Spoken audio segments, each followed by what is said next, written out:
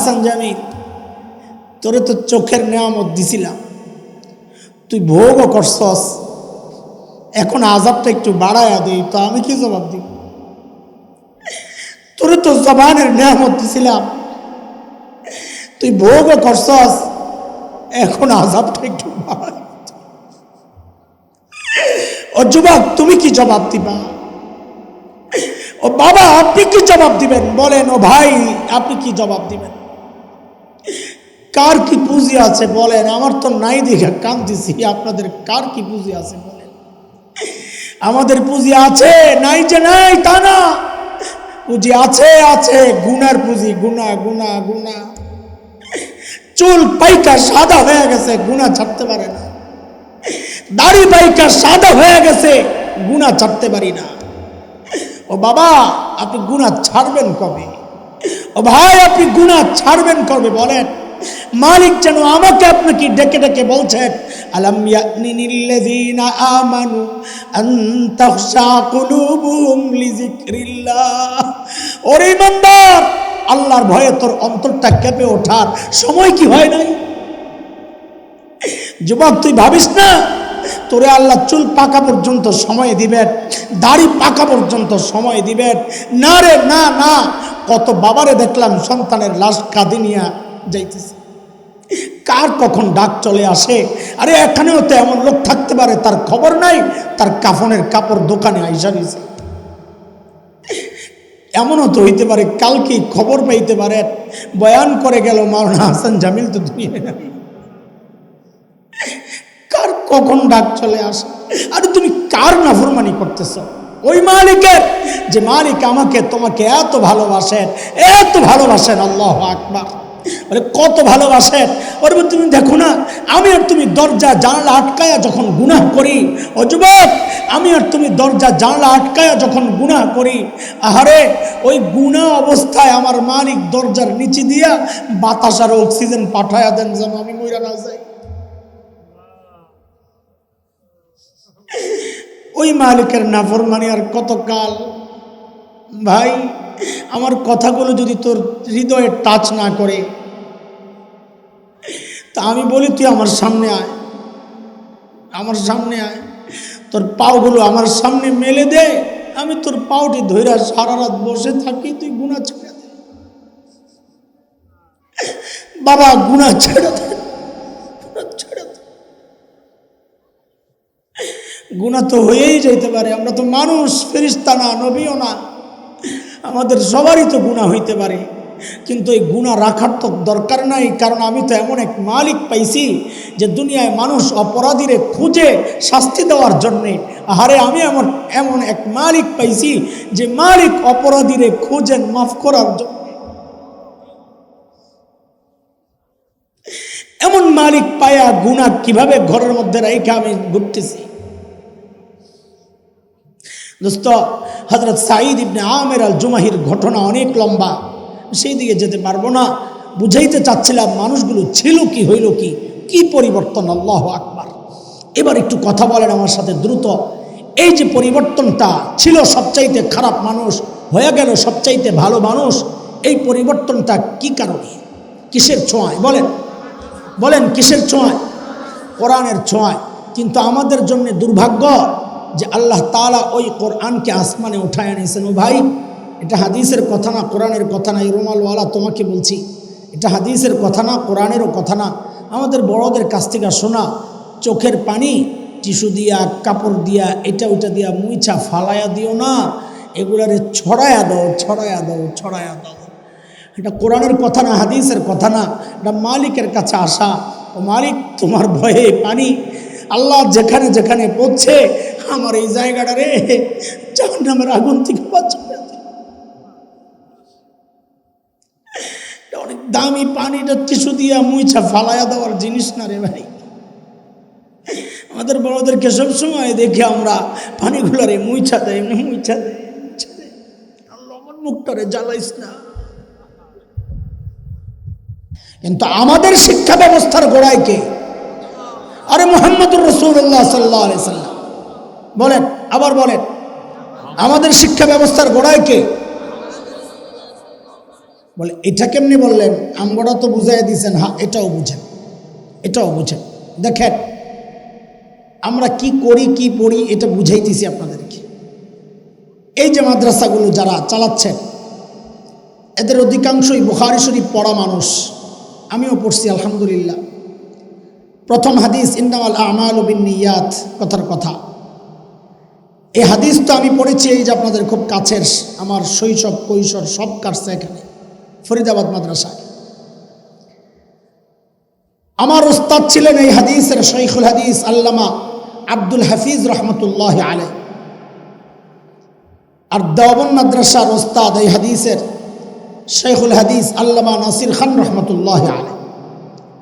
আমার এই দুই উস্তাদের উস্তাদ মানে আমার দাদা উস্তাদ শাইখুল আরব আল আজব হযরত হুসাইন আহমদ মাদানী নওয়ারাল্লাহু মারকাদাহ, তার উস্তাদ শাইখুল হিন্দ মাহমুদ হাসান দেওবন্দি রহমতুল্লাহ আলাইহি, তার উস্তাদ ব্রিটিশ বিরোধী আন্দোলনের অন্যতম সিপাহ সালার মুজাহিদে মিল্লাত দারুল দেওবন্দের অন্যতম প্রতিষ্ঠাতা কাসিমুল উলুম আল খায়রাত ইমাম কাসেম নানুতুবি রহমতুল্লাহ আলাইহি। তার উস্তাদ ছিলেন এই হাদিসের শাহ আব্দুল গনি মুজাদ্দিদ দেহলভি রহমতুল্লাহ আলাইহি। তার উস্তাদ শাহ মোহাম্মদ ইসহাক আদ-দেহলভি রহমতুল্লাহ আলাইহি। তার উস্তাদ শাহ আব্দুল আজিজ মুহাদ্দিস দেহলভি রহমতুল্লাহ আলাইহি। তার উস্তাদ শাহ ওয়ালিউল্লাহ মুহাদ্দিস দেহলভি রহমতুল্লাহ আলাইহি। তার উস্তাদ আবু তাহের আল মাদানী রহমতুল্লাহ আলাইহি। তার উস্তাদ ইব্রাহিম কুর্দি রহমতুল্লাহ আলাইহি। তার উস্তাদ আহমদ আল কশাশি রহমতুল্লাহ আলাইহি। তার উস্তাদ আহমদ আশ-শিন্নাবি রহমতুল্লাহ আলাইহি। তার উস্তাদ জৈনুদ্দিন আল মিসরি রহমতুল্লাহ আলাইহি। তার উস্তাদ মুহাম্মদ আর রমানি রহমতুল্লাহ আলাইহি। তার উস্তাদ আহমদ ইবনে আলী আল হাজার আসকানি রহমতুল্লাহ আলাইহি। তার উস্তাদ ইব্রাহিম আত-তানুখি রহমতুল্লাহ আলাইহি। তার উস্তাদ আবুল আব্বাস আল হাজ্জার রহমতুল্লাহ আলাইহি। তার উস্তাদ আবু আলী আজ-জুবাইদি রহমতুল্লাহ আলাইহি। তার উস্তাদ আবুল ওয়াক্ত আস-সিজজি রহমতুল্লাহ আলাইহি। তার উস্তাদ আবুল হাসান আদ-দাউদি রহমতুল্লাহ আলাইহি। তার উস্তাদ আবু মুহাম্মদ আস-সারখসি রহমতুল্লাহ আলাইহি। তার উস্তাদ আবু আব্দুল্লাহ ফিরাবি রহমতুল্লাহ আলাইহি। তার উস্তাদ মুহাম্মদ ইবনে ইসমাঈল ইমাম বুখারী রহমতুল্লাহ আলাইহি। তার উস্তাদ হুমায়দি রহমতুল্লাহ আলাইহি। তার উস্তাদ সুফিয়ান আস-সাওরি রহমতুল্লাহ আলাইহি। তার উস্তাদ ইয়াহইয়া ইবনে সাঈদ আল আনসারী রহমতুল্লাহ আলাইহি। তার উস্তাদ মুহাম্মদ ইবনে ইব্রাহিম আত-তাইমি রহমতুল্লাহ আলাইহি। তার উস্তাদ আলকামা ইবনে ওয়াক্কাস আল-লাইসি রহমতুল্লাহ আলাইহি। তার উস্তাদ উমর ইবনুল খাত্তাব রাদিয়াল্লাহু আনহু। তার উস্তাদ মুহাম্মদুর রাসূলুল্লাহ সাল্লাল্লাহু আলাইহি ওয়াসাল্লাম।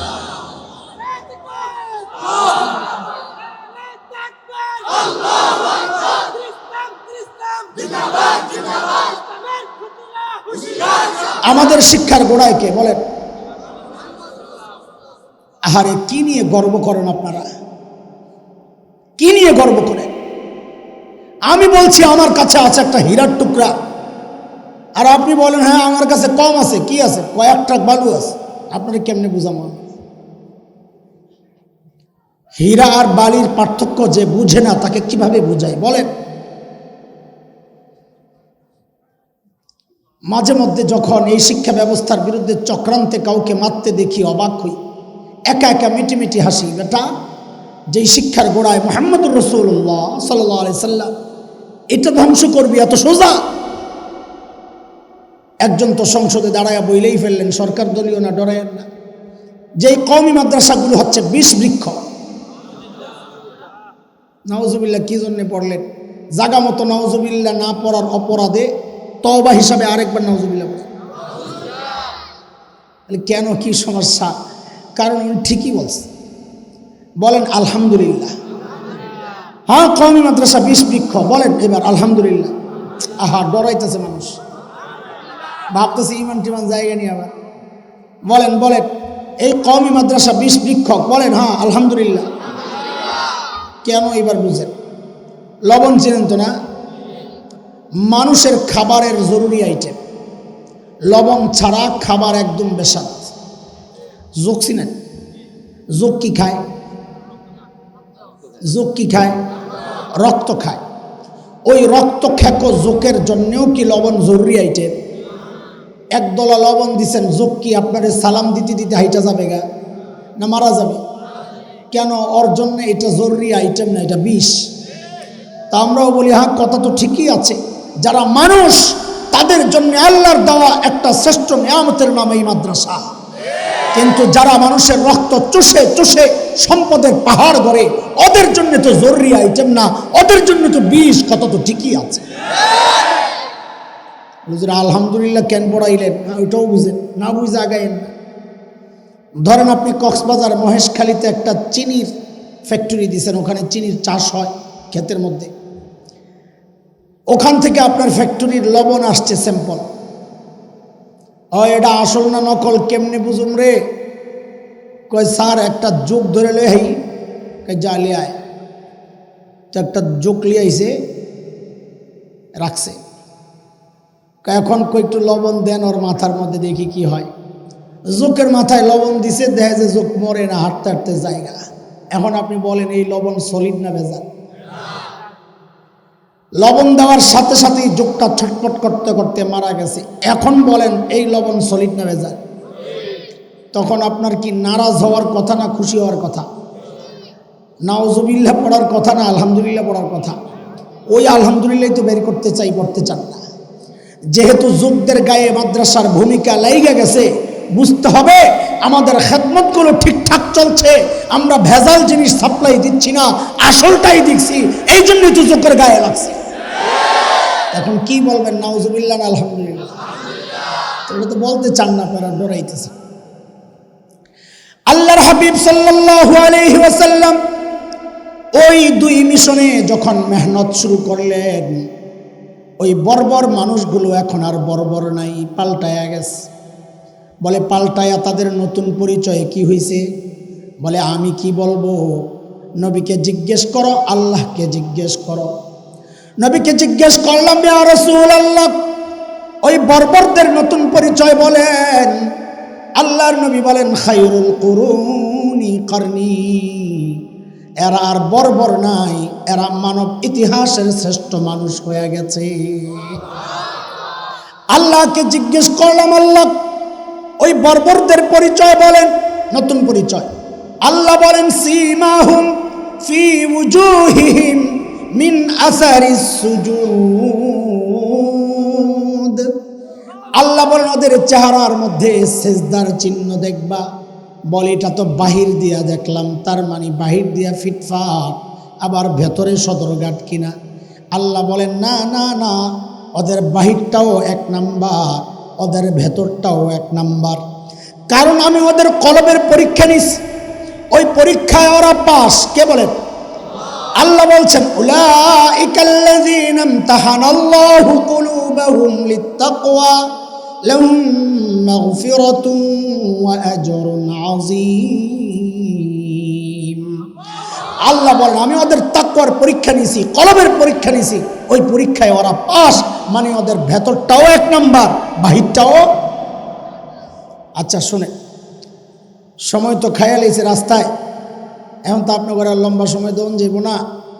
তো চলেন কথা যা বলবো ওইটারে একটা সুতায় গাইথা দিয়ে সংক্ষেপে, যেন আপনারা পড়াটা মুখস্থ করতে পারেন, বুঝতে পারেন, বাড়িতে নিয়ে যাইতে পারেন। না নিবেন না ওয়াজ আজকে?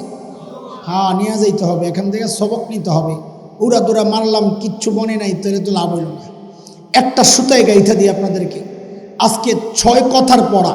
বয়ান কয় কথার? বলেন কয় কথার? 3 কথা সাহাবীদেরকে নিয়ে, 3 কথা আমার মতো জাহেলদেরকে নিয়ে। সাহাবীদের ব্যাপারে 3 কথা কি? আমি যা বলি হুবহু আমার সাথে তাই বলবেন, উত্তর দিয়েন না, আমি প্রশ্ন করতেছি না। বলেন ওরা ছিল কি? সবাই বলেন হইল কি? মাঝখানে ঢুকলো কি? অর্থ তো বুঝে আসছে। ওরা ছিল কি? বলেন সবচেয়ে খারাপ মানুষ। বলে সবচেয়ে খারাপ, এটার প্রমাণ কি? কয় নাইলে আল্লাহ সর্বশ্রেষ্ঠ রসুল পাঠাইতেন না ওদেরকে ঠিক করতে। বুঝা গেল ওরা কি ছিল? সবচেয়ে খারাপ মানুষ ছিল। হইল কি? এখন সবচেয়ে ভালো মানুষ হয়ে গেছে। আরে বাপরে, এত পরিবর্তন কিসের ছোঁয়ায়? মাঝখানে ঢুকছে কি? কয় কোরআন আর সুন্নাহ। সুন্নাহ যেহেতু কোরআনের ব্যাখ্যা একটা বললেই হবে। কার ছোঁয়া এই পরিবর্তন? কোরআনের ছোঁয়ায়। তা আবার বলেন সাহাবীদের কথাটা, ওরা ছিল কি? হইল কি? মাঝখানে ঢুকলো কি? ব্যাখ্যা তো এবার মাথায় আসে না, তো মজা লাগবে। আমাদের 3 কথা ঠিক উল্টা করছি আমরা। ওরা যেটা ধরছে আমরা এটা ধরি নাই, ওরা যেটা ছাড়ছে আমরা ওইটা ধরছি। এটা এখন আমাদের আফসোসের বিষয় না গর্বের? অথচ আমরা করতেছি গর্ব।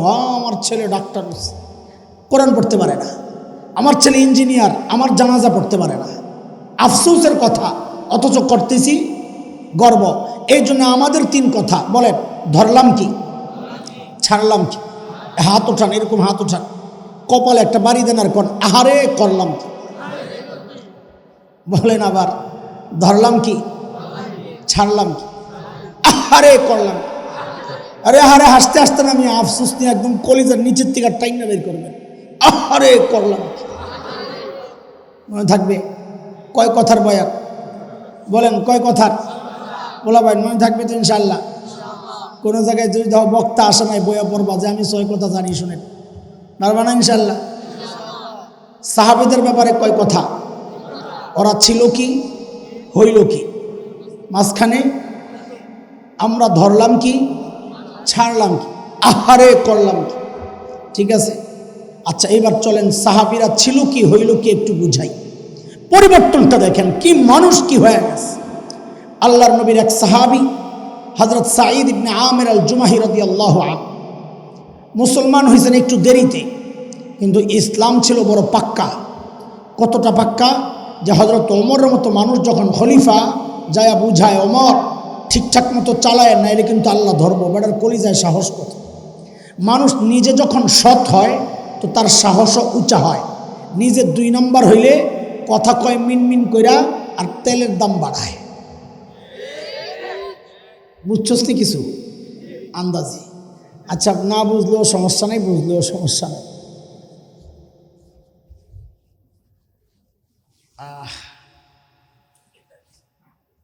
তো হযরত ওমর একদিন ধরছেন, এই মিয়া খালি ওয়াজ করো, দায়িত্ব লো। হযরত ওমরের চিন্তা জিদ করে আছে, তুই আমার ওয়াজ করস কামলো, ওই জিদ না। হযরত ওমরের চিন্তা হচ্ছে এমন একজন অনেস্ট মানুষকে কাজে লাগানো দরকার। জোর করে ধইরা সিরিয়ার এক শহর হিমসের গভর্নর বানায়া পাঠাই দিস।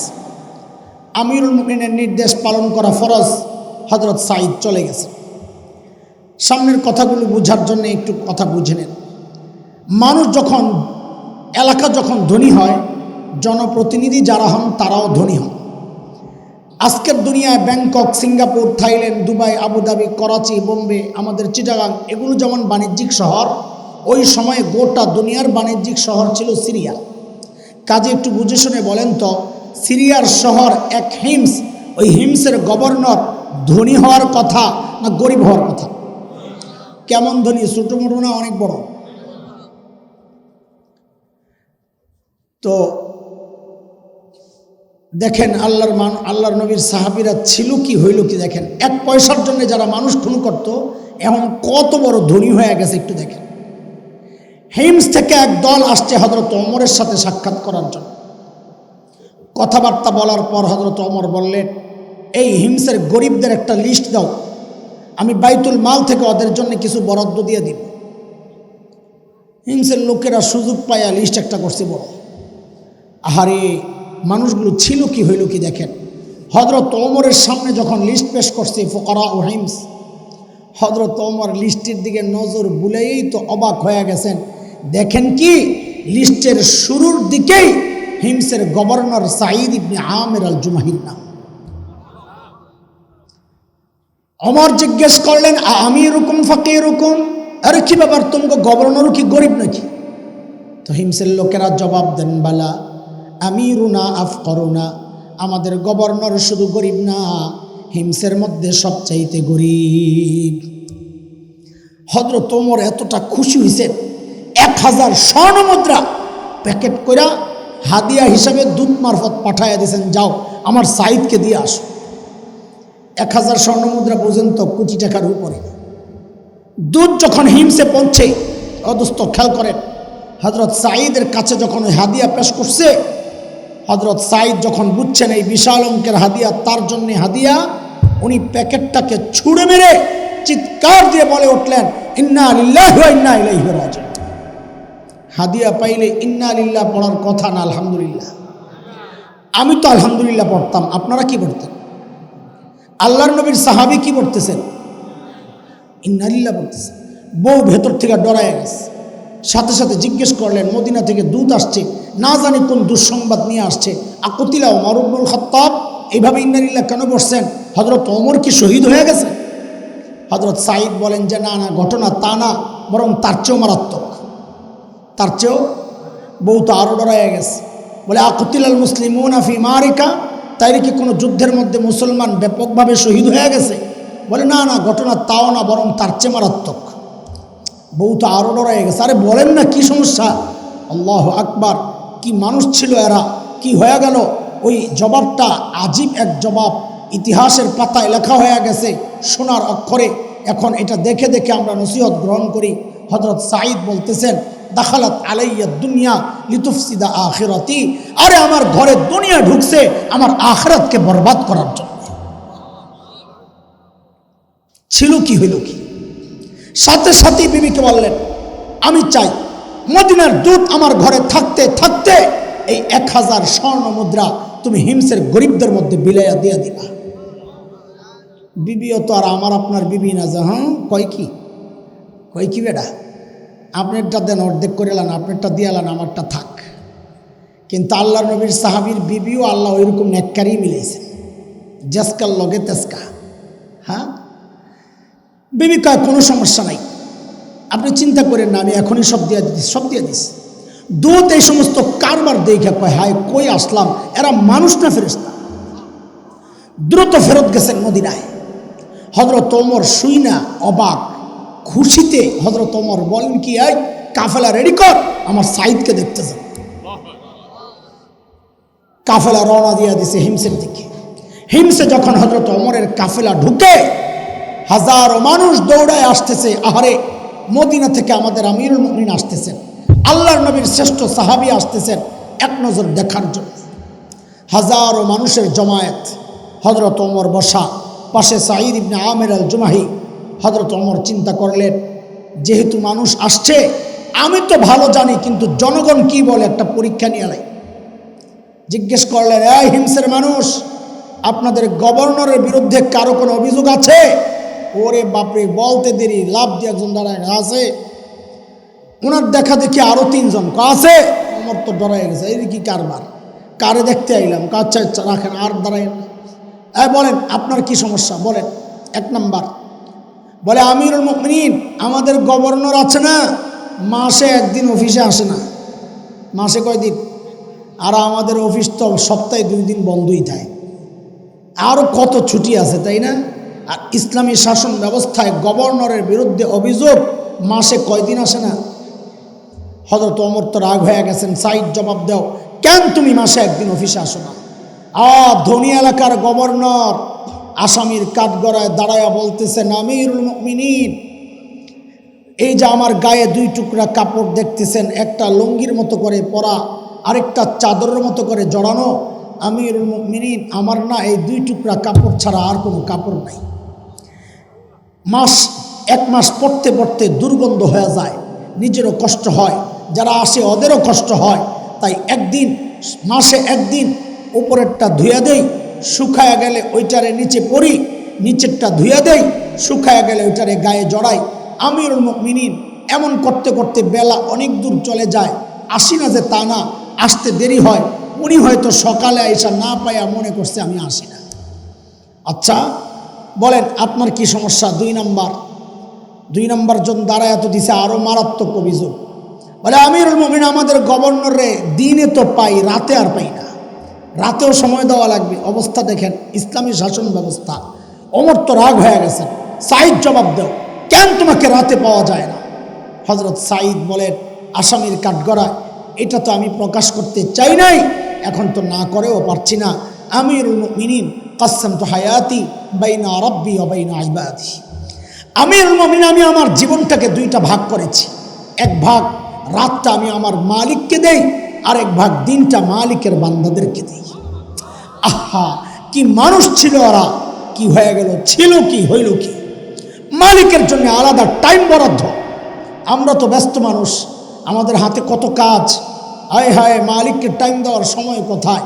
অথচ আমার এই হায়াতের একটা টাইম কিন্তু ফেসবুকে পায়, আমার এই হায়াতের একটা টাইম কিন্তু ইউটিউব পায়, আমার এই হায়াতের একটা টাইম কিন্তু ইহুদি নাসারা ফাসিক ফুজ্জার খেলোয়াড়েরা পায়, হায়াতের একটা টাইম আপনজন পায়, ব্যবসা প্রতিষ্ঠান পায়, এমনকি আমার নেতাও পায়। পায় না কেবল আমার মালিক। একদিন মালিককে টাইম দেওয়ার সময় আসবে, কিন্তু করার থাকবে না কিচ্ছু। সেদিন আফসুস করে করে কাঁদতে হবে আর বলতে হবে, ইয়া লাইতানি কদ্দামতু লি হায়াতি। সময় মতো যদি একটু পুঁজি বানায় আসতাম। আরে বাবা, পুঁজি বানান। ও ভাই আমার কলিজার টুকরা সন্তানেরা, পুঁজি বানাও, পুঁজি পুঁজি। মালিকের সামনে কি পেশ করবা? পুঁজির একটা ছোট্ট ঘটনা শোনায় শেষ করতে হবে আমাকে। আমি খালি ঘড়ি দেখতেছি, আপনাদের নামাজের টাইম হয়ে যাচ্ছে। এই কিছুদিন আগে আমার মাদ্রাসার এক শিক্ষক তার মোবাইলে আমাকে একটা ভিডিও দেখাচ্ছেন। এই যুবকরা খেয়াল করে শোনো। কোনো এক আরব দেশের এক টেলিভিশনের ভিডিও, সাক্ষাৎকার অনুষ্ঠান। একটা ছোট্ট বাচ্চা সাক্ষাৎকার নিচ্ছে একজন।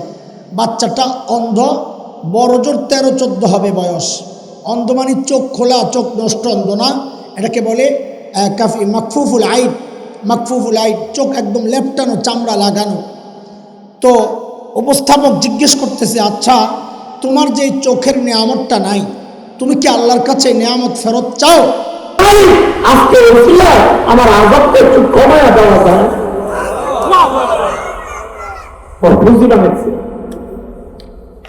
আমি কাঁদতেছিলাম,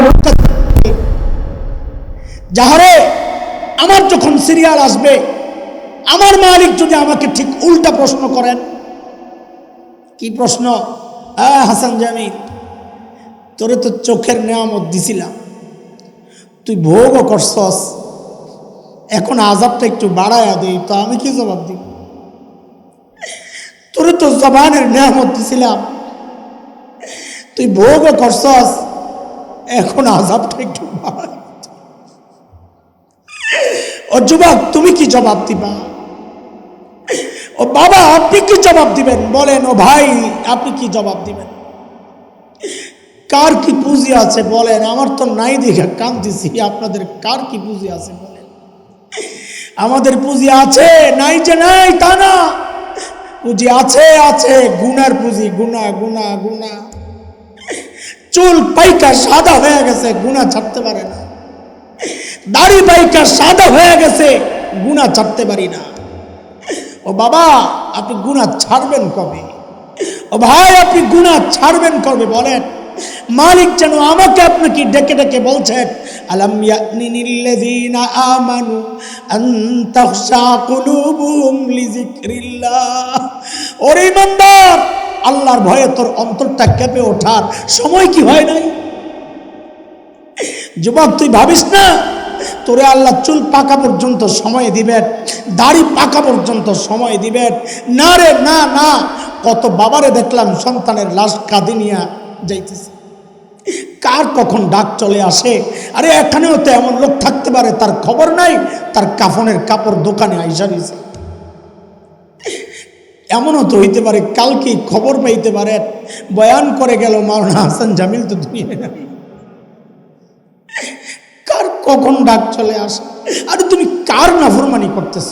ওই মালিকের, যে মালিক আমাকে তোমাকে এত ভালোবাসেন, এত ভালোবাসেন। আল্লাহু আকবার। বলে কত ভালোবাসেন। ওর তুমি দেখো না, আমি আর তুমি দরজা জানলা আটকায়া যখন গুনাহ করি, ও যুবক, আমি আর তুমি দরজা জানলা আটকায়া যখন গুনাহ করি, আহারে ওই গুনাহ অবস্থায় আমার মালিক দরজার নিচে দিয়া বাতাস আর অক্সিজেন পাঠায়া দেন যেন আমি মইরা না যাই। ওই মালিকের নাফরমানি আর কত কাল? ভাই, আমার কথাগুলো যদি তোর হৃদয়ে টাচ না করে, তা আমি বলি তুই আমার সামনে আয়, আমার সামনে আয়, তোর পাওগুলো আমার সামনে মেলে দে, আমি তোর পাওটি ধইরা সারা রাত বসে থাকি, তুই গুনাহ ছেড়ে দে বাবা, গুনাহ ছেড়ে দে, ছেড়ে দে। গুনাহ তো হয়েই যেতে পারে, আমরা তো মানুষ, ফেরেশতা না, নবীও না, আমাদের সবারই তো গুনাহ হইতে পারে। কিন্তু এই গুনাহ রাখার তো দরকার নাই, কারণ আমি তো এমন এক মালিক পাইছি যে দুনিয়ায় মানুষ অপরাধীরে খুঁজে শাস্তি দেওয়ার জন্যে। আরে আমি এমন এক মালিক পাইছি যে মালিক অপরাধীরে খুঁজেন মাফ করার জন্য। এমন মালিক পায়া গুনাহ কিভাবে ঘরের মধ্যে রেখে আমি ঘুরতেছি। দোস্ত, হযরত সাঈদ ইবনে আমের আল জুমাহির ঘটনা অনেক লম্বা, সেই দিকে যেতে পারবো না। বুঝাইতে চাচ্ছিলাম মানুষগুলো ছিল কি, হইল কি, কি পরিবর্তন। আল্লাহু আকবার। এবার একটু কথা বলেন আমার সাথে দ্রুত। এই যে পরিবর্তনটা ছিল সবচাইতে খারাপ মানুষ হয়ে গেল সবচাইতে ভালো মানুষ, এই পরিবর্তনটা কি কারণে, কিসের ছোঁয়ায়? বলেন বলেন, কিসের ছোঁয়ায়? কোরআনের ছোঁয়ায়। কিন্তু আমাদের জন্য দুর্ভাগ্য যে আল্লাহ তাআলা ওই কোরআনকে আসমানে উঠায় এনেছেন। ও ভাই, এটা হাদিসের কথা না, কোরআনের কথা না। এই রুমালওয়ালা তোমাকে বলছি, এটা হাদিসের কথা না, কোরআনেরও কথা না। আমাদের বড়দের কাছ থেকে শোনা, চোখের পানি টিস্যু দিয়া, কাপড় দিয়া, এটা ওইটা দিয়া মুইছা ফালায়া দিও না, এগুলারে ছড়ায়া দাও, ছড়ায়া দাও, ছড়ায়া দাও। এটা কোরআনের কথা না, হাদিসের কথা না, এটা মালিকের কাছে আসা। ও মালিক, তোমার ভয়ে পানি আল্লাহ যেখানে যেখানে পড়ছে, আমার এই জায়গাটা রে জাহান্নামের আগুন থেকে বাঁচাবে। অনেক দামি পানিটা টিস্যু দিয়া মুইছা ফালায়া দেওয়ার জিনিস না রে ভাই। আমাদের বড়দেরকে সবসময় দেখে আমরা পানিগুলারে মুইছা দেয়, এমনি মুইছা দেয়, মুইছা দেয়। আল্লাহ আমার মুখটারে জ্বালাইস না।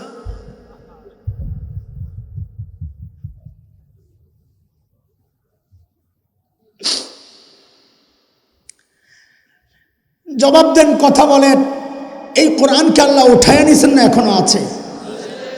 ওই কোরআন পুরান হয়ে গেছে, দুর্বল হয়ে গেছে। ওই কোরআন কি এই তালতলার মানুষ, নারায়ণগঞ্জের মানুষ আমাকে আপনাকে শ্রেষ্ঠ মানুষ বানানোর ক্ষমতা রাখে না? রাখে। কে কে বিশ্বাস করেন কোরআন সর্বশ্রেষ্ঠ মানুষ বানায়? হাত নামান, তাড়াতাড়ি নামান, দ্রুত। আরেকটা জবাব দেন, আপনি কি চান আপনার সন্তান সর্বশ্রেষ্ঠ মানুষ হোক? কে চান? কে কে চান? আল্লাহু আকবার। হ্যাঁ, এই যে দুইটা কথা বলছেন না, এই দুইটার যে কোনো একটায় অনেকে আছেন, আমি নিশ্চিত করে বলতে পারি আপনি মিথ্যা কথা বলছেন। রাগ করেন, আমি আগেই মাফ চাই নিস, মিথ্যা বলতেছেন যে কোনো একটা। বল, কেমনি মিথ্যা বললাম? আপনি বলেছেন আপনি আপনার সন্তানকে সর্বশ্রেষ্ঠ মানুষ বানাতে চান। এই কথায় যদি আপনি সত্য হন, তা আমি জিজ্ঞেস করতে চাই, আপনি তো আগে স্বীকার করলেন সর্বশ্রেষ্ঠ বানায় কোরআন, তা আপনি আপনার সন্তানকে সর্বশ্রেষ্ঠ বানানোর জন্যে কোরআনের প্রতিষ্ঠানে না পাঠাইলেন কোথায়? বলেন। তার মানে কি?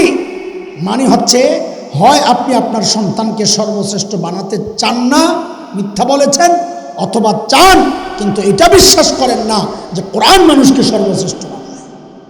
যদি দুইটাই সত্য হয়, আপনার সন্তান মাদ্রাসায় থাকার কথা। এটা আপনার জন্য গর্বের না? গর্বের।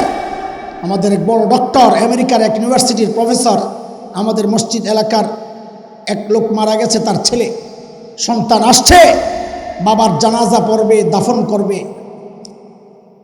জানাজার মধ্যে দাঁড়ায় হাউমাউ করে কাঁদতেছে। আমি তো অবাক, এই লেভেলের মানুষ সাধারণত কান্নাকাটি কম করে, দিল শক্ত হয়ে যায় দূরে দূরে থাকতে থাকতে। অনেক লেখাপড়া করছে। আত্মীয় একজন বলতেছে, হুজুর এই আসার পর থেকে একটুও কান্দে নাই। লাশ বের করার সময় সবচেয়ে করুণ অবস্থা, ওই সময়ও কান্দে নাই, এখন কেন কাঁদতেছে? আমিও অবাক। কাছে ডাকলাম, ভাই আমারও বাবা নাই, মা নাই, আপনার বাবা চলে গেছেন, একদিন আমিও চলে যাব, আপনিও চলে যাবেন, ধৈর্য ধরেন। ভদ্রলোক বলে কি জানেন? বলে, হুজুর বাবা চলে গেছেন সেজন্যই কান্না করছি না।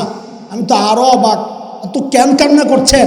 বলে, কান্না করছি বাবার সাথে কথা বলতেছি। ওরে বাবা, আমারে তুমি কি কি পড়াইলা, দুনিয়ার সব পড়াইয়া সর্বোচ্চ ডিগ্রি আনাইলা, কিন্তু এখন তোমার লাশ সামনে, জানাজা, আমি কি পড়বো কিচ্ছু জানি না।